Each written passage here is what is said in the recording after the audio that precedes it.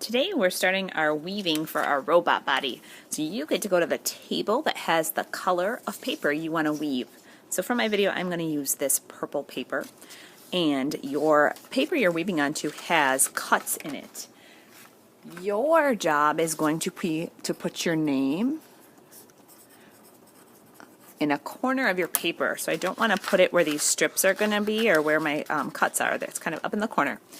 I'm going to start with one piece of paper, and I'm thinking of that under on top pattern.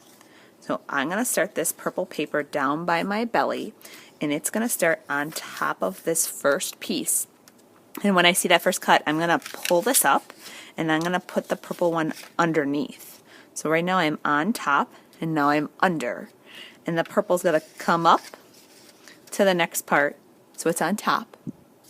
To pull this next tab open or up, and the purple's going to go underneath, and it's going to end on top. You are going to wait to glue, so I'm just going to keep that purple paper right there, and my next one is going to do that same pattern, but they have to start opposite. So purple is on top on this tab. I'm going to put purple underneath, so I'm still at the bottom by my tummy. Purple's going to come up, and I start to see this checkerboard pattern. This purple's got to go underneath, so I got to pull that tab up on top, and it ends underneath. So right now I'm looking to see for that checkerboard. Purple, no purple. No purple, purple. Every one is opposite. So on my third row, I want to continue that pattern.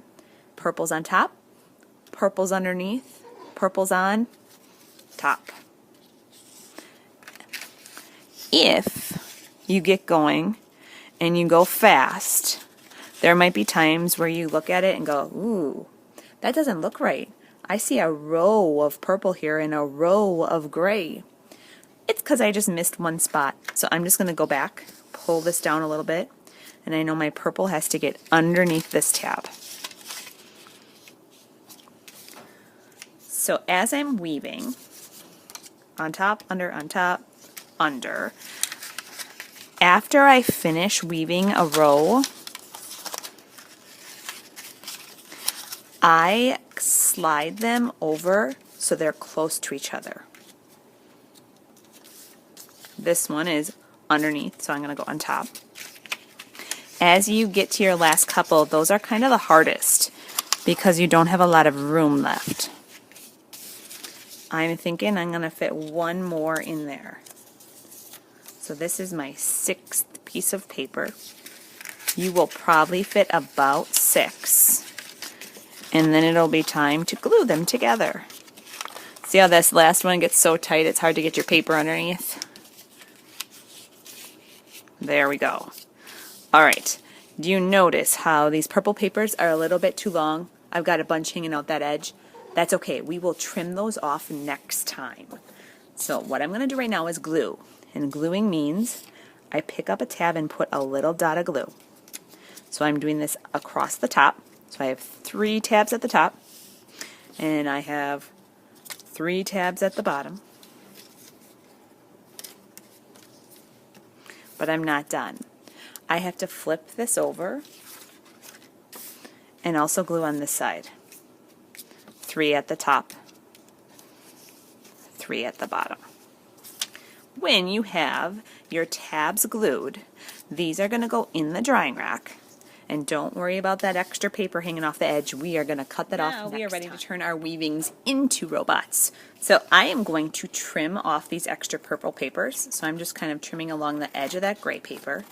And I'm going to save these purple papers because I might be able to use them for details in my robot. My robot needs a head. I'm going to trace a circle head on this second sheet of gray paper. In this circle head, I'm going to kind of slide it up into the corner of the paper so that I have extra paper left for other things. I'm going to cut this circle out. Now I'm going to glue it as my robot head. But when I glue, I'm only going to see part of that circle. Okay? So you can glue so you don't see the bottom covering up your weaving. I'm going to put a little bit of glue at the bottom of the circle. And I'm going to put my weaving on top. So right now my robot head is just part of that circle. You can use the other papers for arms and legs of your robot. I cut a nice long rectangle. I'm going to cut this in half, and I'm going to glue these as arms and legs on my robot. Again, I'm doing all that gluing so it's on the back and it's not on top covering my weaving. Really smushing and pushing to make sure they stick. And I think my robot maybe needs some legs. Same thing, they're about the same thickness, same size as the arms. They're going to be at the bottom.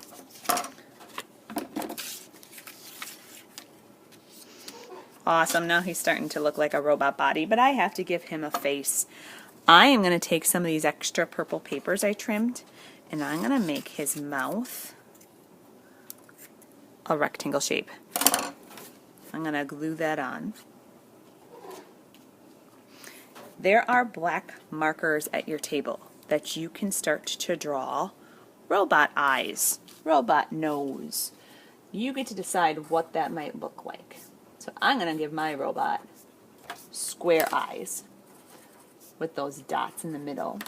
Maybe his mouth has a zigzag line on it.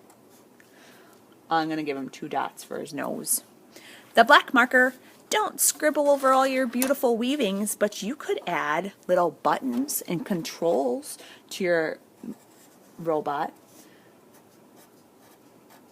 So I've got a curved line and some tiny little lines. Maybe underneath that I have some buttons. If you wanted to take these purple scraps and add decorations on arms, you could do that.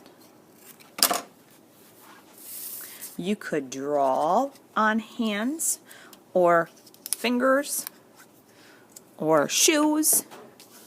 Maybe his shoes are actually some of these purple papers. Get that in the video. That looks kind of cool. So I'm going to glue those on at the bottom.